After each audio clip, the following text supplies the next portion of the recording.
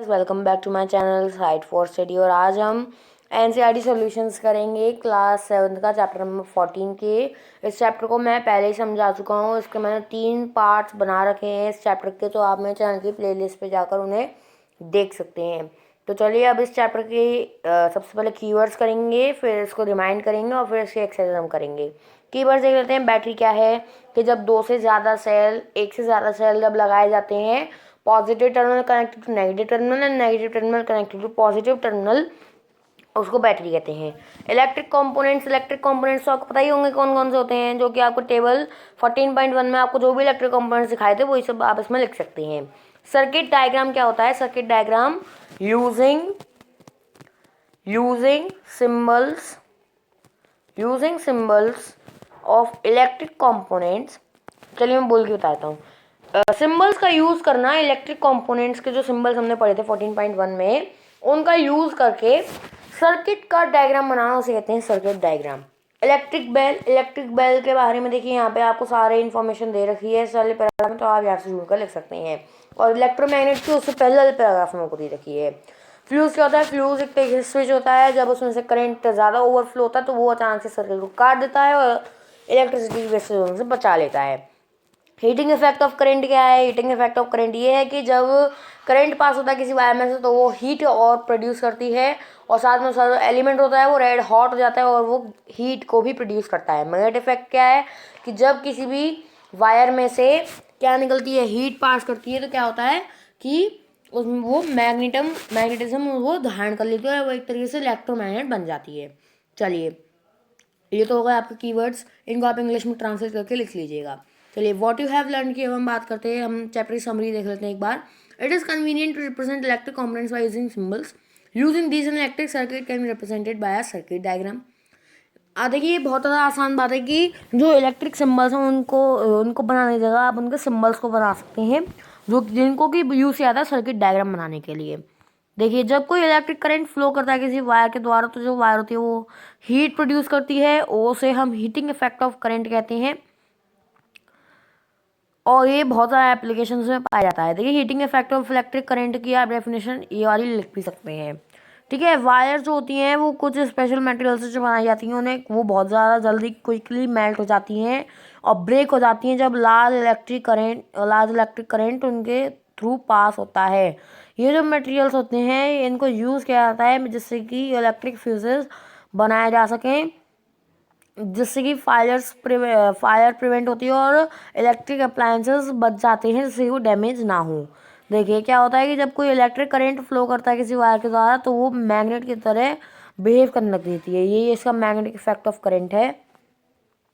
देखिए, एक current carrying coil जो होगी वो insulated wire wrapped around a piece of iron is called electromagnet. Electromagnet की डेफिनेशन आपको ये दे रखी है। और electromagnets are use in many devices. ये तो बात सीधी सी है कि इलेक्ट्रोमैग्नेट को आसार डिवाइसेस में यूज़ किया जाता है। चलिए, अब मेन चीज़ आते हैं जो कि हमारी एक्सरसाइजेज। क्या करना है? Draw in your notebook the symbols of to represent the following components of electric circuits, connecting wires, switch in the off position, bulb, cell, switch in the on position and battery। तो उसके लिए आप table 14.1 को जैसे जैसी बनी हुई है पूरी पूरी चेप कीजिए, आपका आंसर हो जाएगा। ठीक है, क्या है? Draw the circuit diagram to represent the circuit shown in figure 14.21। अच्छा, इसका आपको सर्किट डायग्राम बनाना है। देखिए किस तरह से बनाएंगे। सबसे पहले आपको दी गई है एक सेल को किस तरह से बनाते हैं आप? ये हो गया पॉजिटिव टर्मिनल और ये हो गया हमारा नेगेटिव टर्मिनल। ठीक है, ये हो गया। फिर यहाँ पे दिया हुआ है आपका स्विच, तो इसी को आगे बढ़ाते हुए यहाँ पे हम बना देते हैं अपना स्विच जो कि है ऑन पोजीशन में। ठीक है, ये यहाँ पे ऑन पोजीशन में दे रखा है इसलिए मैंने ऑन पोजीशन में बनाया है। ठीक है, चलिए आगे बढ़ते हैं। फिर क्या है? फिर है आपका एक बल्ब। तो बल्ब को मैं यहाँ पे ड्रॉ कर देता हूँ। देखिए, ये एक बल्ब बन गया और यहाँ पे ये बन गया, बल्ब हो गया हमारा। कितना आसान था, बन गया हमारा सर्किट डायग्राम, कुछ भी नहीं था इसमें तो। अच्छा, ये देखिए, ये जो स्विच है ना ये ऑफ पोजीशन में, जिसकी वजह से जो बल्ब है वो ग्लो नहीं कर रहा है। इस बात को आप अच्छे से याद रखिएगा कि ये जो स्विच है ना ये ऑफ पोजीशन में। ठीक है, ये जो सर्किट है ये ओपन सर्किट है। चलिए फिगर 14.2 में क्या है, 4 सेल दिए हुए हैं जिन्हें एक बोर्ड पे फिक्स करना है। हमें लाइंस को ड्रॉ करना है कि हमें इंडिकेट करना है कि हम इन सेल्स को किस तरह से कनेक्ट करेंगे उनके टर्मिनल्स को with wires to make a battery of 4 cells positive. चलिए शुरू करता हूँ मैं। देखिए सबसे पहले एक वायर हमने निकाल ली होगी, इस नेगेटिव टर्मिनल से कनेक्टेड है। फिर उसी वायर को निकालते हुए हमने पॉजिटिव से इसको दोबारा हम सॉरी मैंने देखा नहीं था। चलिए इसको ये निकाला और यहाँ से ये आ गई हमारी नेगेटिव टर्मिनल से कनेक्ट हो गया। फिर ये पॉजिटिव से निकला और दोबारा जाके नेगेटिव से हो गया। फिर ये पॉजिटिव से निकल के नेगेटिव से कनेक्ट होके और यहाँ से ये निकल आई वायर हमारी बाहर। तो इस तरीके से अगर आप इस तरीके से कनेक्ट करेंगे positive to negative, negative to positive, तो इस तरीके से आपकी ये बैटरी बन जाएगी। ठीक है, चलिए आगे बढ़ता हूँ। The bulb in the circuit shown in figure 14.23 doesn't glow. Can you identify the problem? Make necessary changes in the circuit to make the bulb glow. अब देखिए क्या है कि इसमें एक ये बल्ब दिखा रखा है आपको, ये ग्लो नहीं कर रहा है। मैंने आपको बताया थे जो बल्ब ग्लो करते हैं उनमें ऐसे लाइन होती हैं, लेकिन इसमें नहीं है, यानी कि ग्लो नहीं कर रहा है। तो हमें प्रॉब्लम बतानी है, प्रॉब्लम क्या है। सबसे पहले कंपोनेंट्स देखते हैं कि हमारे पास सारे कंपोनेंट्स हैं कि नहीं। देखिए हमारे पास बैटरी है, हाँ जी है, यानी इलेक्ट्रिक सप्लाई हमारे पास हो रहा है।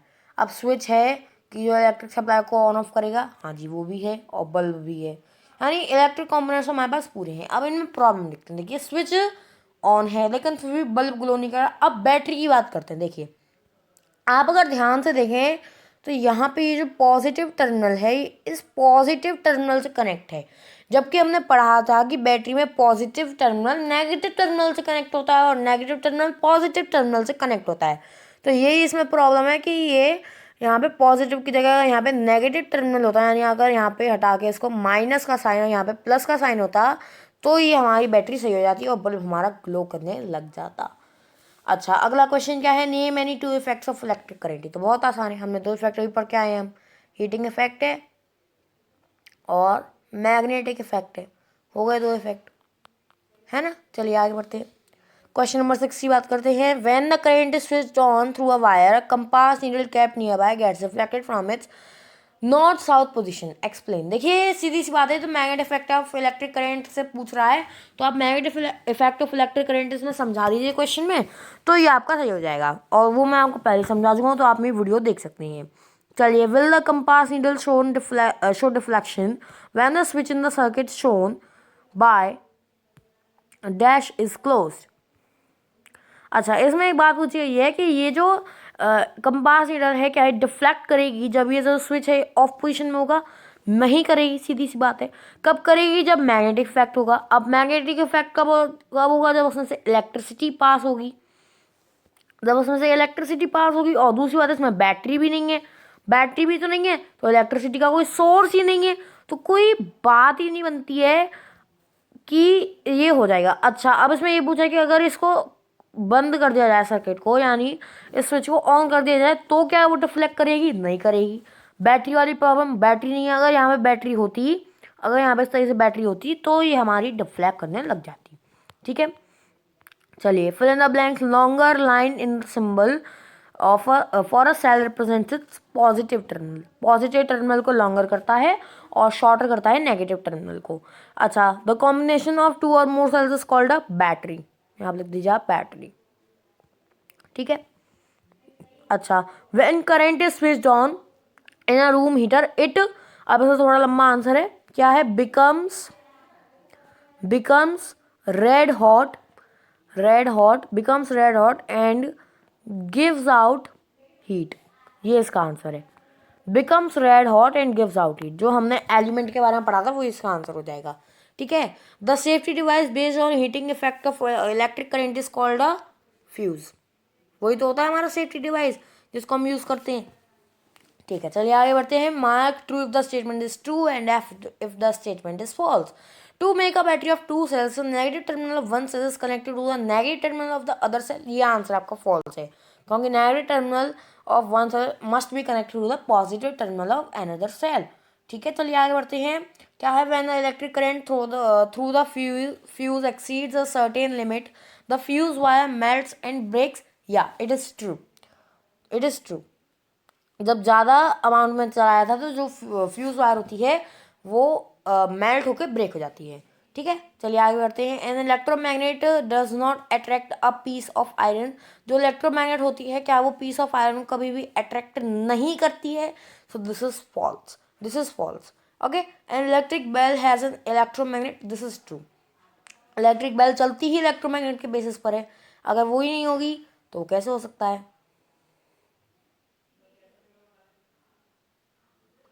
अच्छा देखिए, जो बी वाला पार्ट है ना, मेरे ख्याल से इसका आंसर फॉल्स भी आपका हो सकता है, फॉल्स भी हो सकता है। इस आंसर के बारे में मैं श्योर नहीं हूँ, तो प्लीज़ जस्ट डोंट माइंड और मेरी वीडियो को डिसलाइक मत करना।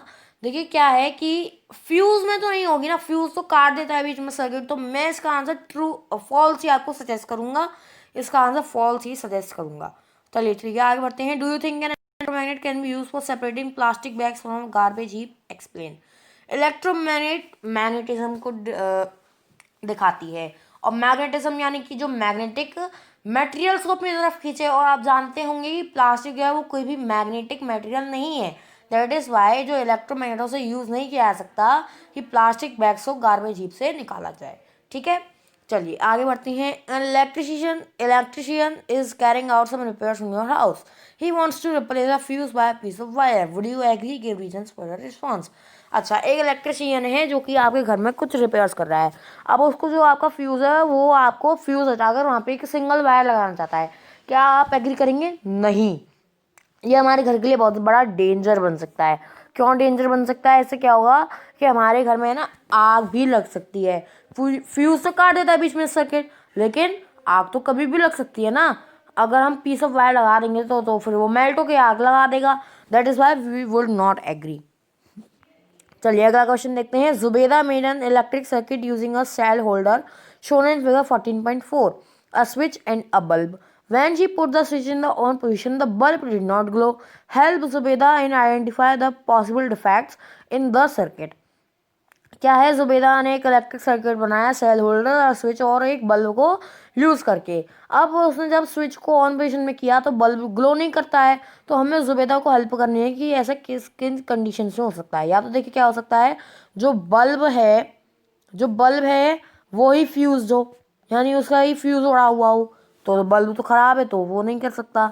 ठीक है, इसी तरीके से अगर आप देखें तो सेल होल्डर में जो बैटरी उसने लगाई है वो उसके पॉजिटिव से पॉजिटिव टर्मिनल कनेक्ट हो या नेगेटिव से नेगेटिव टर्मिनल कनेक्ट हो, नेगेटिव से नेगेटिव टर्मिनल कनेक्ट हो तो भी नहीं हो सकता। अगर स्विच ही खराब हो तो भी नहीं हो सकता। इस तरीके से 3 डिफेक्ट हो सकते हैं कि क्या क्या हो सकता है कि बल्ब ग्लो ना करे। चलिए आखिरी क्वेश्चन की बात करते हैं। In the circuit shown in figure 14.25, would any of the bulb glow when the switch is on the of position? अब जब भैया स्विच ऑफ पोजीशन में है तो बल्ब ग्लो क्यों करेगा? जब इलेक्ट्रिसिटी ही पास नहीं हुई तो बल्ब ग्लो क्यों? इसका आंसर तो होगा नो। ठीक है, what will be the order in which the bulbs A B and C will glow when the switch is move to the on position? जब स्विच को ऑन पोजीशन में ला दिया जाएगा तो करंट अचानक से फ्लो होगा, जिसके कारण तीनों के तीनों बल्ब एक सेम टाइम पे ग्लो कर जाएंगे। सेम टाइम पे, कोई भी ऑर्डर नहीं होगा, सेम टाइम पे तीनों तीनों बल्ब ग्लो करेंगे। तो इस तरीके से यहाँ पे आपका चैप्टर खत्म होता है। Thanks for watching. अगर आपको मेरा वीडियो पसंद आया हो तो प्लीज़ मेरे चैनल को सब्सक्राइब करिए, मेरे इस वीडियो को लाइक करिए, ज़्यादा से ज़्यादा शेयर करिए, और आई होप आपको ये पूरा पूरा चैप्टर मेरी ओर से समझ में आ गया होगा। Thanks for watching.